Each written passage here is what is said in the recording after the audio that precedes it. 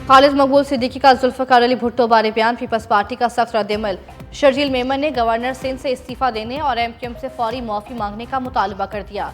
Senior सूबाई वजीर ने प्रेस कॉन्फ्रेंस में कहा कि एमक्यूएम आज यूसी लेवल तक भी नजर नहीं आ रही। खालिद मकबूल सिद्दीकी ने शहीद जुल्फ़िकार अली भुट्टो के खिलाफ जहर अंगेज गुफ्तगू की। 75 साल मुल्क की तारीख में पीपल्स पार्टी की आदत को साइड पर करें तो पीछे कुछ नहीं बचता। खालिद मकबूल सिद्दीकी की जानिब से कोटा सिस्टम की बात करना निहायत अफसोस की बात है। एमक्यूएम आज भी लंदन के इशारों पर चल रही है।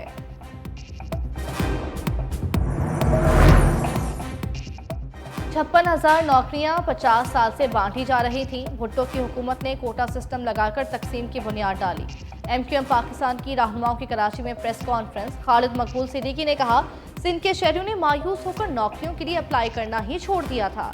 सिंध हाई कोर्ट का फैसला मुहाजिरों के लिए उम्मीद का चिराग है। डॉक्टर फारूक सत्तार ने कहा, कोटा सिस्टम से सिंध को मंजिल तक पहुंचने से रोका गया। हैदराबाद सक्खर के नौजवानों पर मुलाजमतों के दरवाजे बंद किए गए।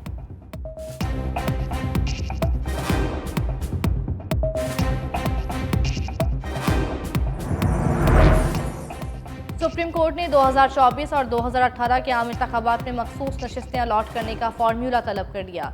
चीफ जस्टिस काजी फायजीसा ने समाअत के दौरान रिमार्क्स दिए कि अगर कोई गैर आइनी काम हुआ है तो सुप्रीम कोर्ट बिल्कुल उड़ा देगी। पीटीआई वक्त लेने के बावजूद इंट्रा पार्टी इंतखाबात नहीं करा सकी। इलेक्शन कमीशन के मुताबिक पीटीआई इंट्रा पार्टी इंतखाबात ना कराने पर डिस्क्वालीफाई हुई। जस्टिस हसन मिनुल्लाह ने रिमार्क्स दिए कि सुप्रीम कोर्ट के फैसले में किसी पार्टी को डिस्क्वालीफाई नहीं किया गया। इलेक्शन कमीशन ने अपनी जिम्मेदारी पूरी नहीं की। मजीद बोले, बातिल नज़र में सुप्रीम कोर्ट फैसले की तशरीह गलत हुई। बड़ी सियासी जमात को इंतखाबी अमल से निकालकर वोटर्स को बुनियादी हकूक से महरूम कर दिया गया। इलेक्शन कमीशन मुतमईन करे कि इंतखाबात में सबको यकसा मौके दिए। तहरीरी बयान दें कि क्या पीटीआई को इंतखाबात से बाहर रखना कानूनी था। जस्टिस याहिया अफरीदी ने रिमार्क्स दिए कि इलेक्शन कमीशन रिकॉर्ड के मुताबिक 6 उम्मीदवारों ने पीटीआई का सर्टिफिकेट दिया। ये उम्मीदवार आज़ाद कैसे करार पाए। चीफ जस्टिस ने समाअत कल तक मुलतवी करते हुए 1:30 बजे समाअत मुकम्मल करने का इंतिया दे दिया।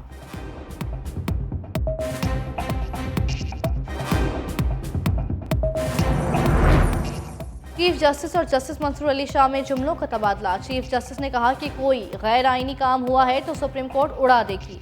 आइन कैसे बना, क्यों बना, अदालत ने तब्दील नहीं करना। अगर धांधली हुई तो जब तक केस नहीं आएगा हम नज़रसानी नहीं कर सकते। अदालत ने आइन पर चलना है। जस्टिस मंसूर अली शाह बोले कि चीफ साहब कह रहे हैं इलेक्शन कमीशन इतना ज़बरदस्त इदारा है, काश मेरा चीफ जस्टिस जैसा दिमाग होता, पढ़ते ही सब कुछ समझ आता। लेकिन मैं आम आदमी हूँ, कमज़ोर जजेस को भी साथ लेकर चले ना। जस्टिस मंसूर अली शाह के जुमले पर क्या कहे। जेयूआई की सुन्नी इत्तेहाद कोशिश को नशिस्त देने की मुखालिफत। नून लीग, पीपल्स पार्टी और एमक्यूएम ने इलेक्शन कमीशन के दलाइल अपना लिए। पीटीआई की भी केस में फरीक बनने की दरख्वास्त। बैरिस्टर गौहर को मखसूस नशिस्तें सुन्नी इत्तेहाद काउंसिल को मिलने की उम्मीद। सुप्रीम कोर्ट के बाहर मीडिया से गुफ्तगू करते हुए कहा कि सुप्रीम कोर्ट कल केस की समाअत मुकम्मल कर लेगी। हमसे बल्ले का निशान भी छीन लिया गया। उमर अयूब का इस्तीफा मंजूर नहीं किया गया। बानी पीटीआई से कल जेल में मुलाकात होगी। इलेक्शन कमीशन ने कहा कि पीटीआई ने लिस्ट जमा नहीं कराई, हमने बर वक्त अपने कागजात जमा कराए थे।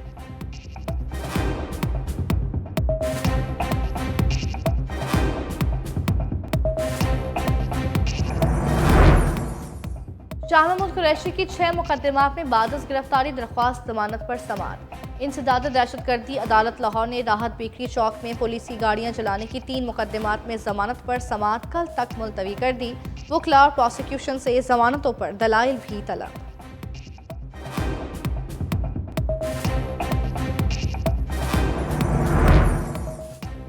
वज़ीर आला पंजाब बारिश के बाद शहर के मुख्तलिफ इलाकों में नकासियाब का जायजा लेने पहुंच गए। वज़ीर आला मरीम नवाज शरीफ ने GPO चौक के वासा कैंप का दौरा किया। वाटर पॉन्डिंग साइंस पर लगाए गए कैंप से मुतालिक वज़ीर आला पंजाब को आगाह किया गया। वज़ीर आला मरीम नवाज ने कहा कि पंजाब भर में पानी की निकासी को यकीनी बनाया जाए।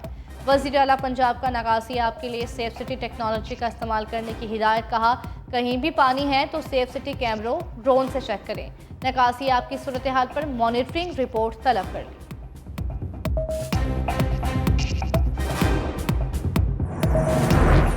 शाहिद खाकान अब्बासी का 6 जुलाई को नई जमात लॉन्च करने का ऐलान। साबिक वज़ीर आज़म ने बजट को मुल्क, अवाम और मईशत के लिए तबाहकुन करार दिया। इस्लामाबाद में प्रेस कॉन्फ्रेंस करते हुए कहा, हुकूमत पहले अपने अखराजात कम करती, फिर टैक्स लगाती, मईशत रहेगी या ये बजट रहेगा। बजट नाफिज होते ही मुल्क की मईशत तबाह हो जाएगी। हुकूमत आवाम की खिदमत नहीं कर रही है। 30,000 अरब रुपए में 500 अरब BISP का बजट है। MNEs और MPs के डेवलपमेंट फंड्स पर 500 अरब रुपए खर्च होने जा रहे हैं। डेवलपमेंट फंड्स की आधी रकम करप्शन की नजर हो जाती है। माजी में भी MNEs और MPs में पैसे बांटना गलत था, मगर उस वक्त गुंजाइश निकल आती थी। मुआशी सूरत हाल में MNEs और MPs को फंड्स देने की कोई गुंजाइश नहीं है। अमीर जमात इस्लामी का बिजली बिलों में इजाफा, टैक्सों से मुतल्लिक 12 जुलाई को इस्लामाबाद में धरने का ऐलान। हुकूमत होश के नाखून ले, अवाम को रिलीफ दे, बिजली बिलों को कम करे। हाफिज नईमुर रहमान की लाहौर में प्रेस कॉन्फ्रेंस। कहा, जालिमाना बजट देने पर हुकूमत को कोई शर्मिंदगी नहीं। तनख्वाहदार तबका महंगाई के दौर में पिस कर रह गया है। किसी सियासी जमात को अवाम का ख्याल नहीं है। फार्म 47 की हुकूमतों को हम पर मुसल्लत किया गया।